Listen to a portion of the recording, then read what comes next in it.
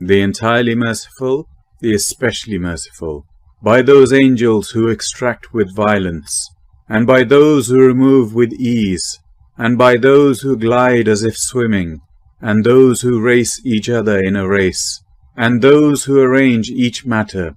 On the day the blast of the horn will convulse creation, there will follow it the subsequent one. Hearts that day will tremble, their eyes humbled.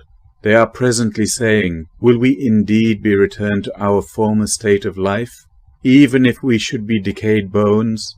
They say, that then would be a losing return.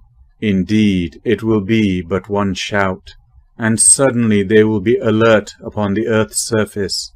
Has there reached you the story of Moses, when his Lord called to him in the sacred valley of Tuwa? Go to Pharaoh, indeed he has transgressed, and say to him, would you be willing to purify yourself? And let me guide you to your Lord, so you would fear him.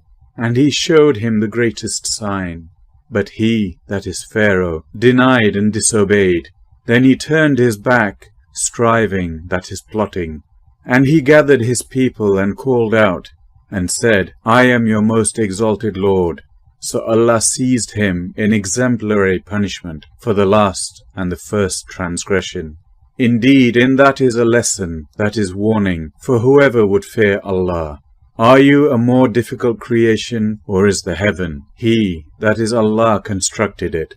He raised its ceiling and proportioned it, and He darkened its night and extracted its brightness. And after that He spread the earth.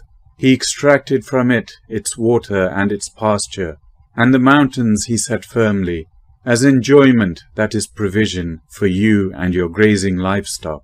But when there comes the greatest overwhelming calamity, the day when man will remember that for which he strove, and hellfire will be exposed for all those who see. So as for he who transgressed, and preferred the life of the world, then indeed hellfire will be his refuge. But as for he who feared the position of his Lord, and prevented the soul from unlawful inclination, then indeed paradise will be his refuge. They ask you, O Muhammad, peace be upon him, about the hour. When is its arrival?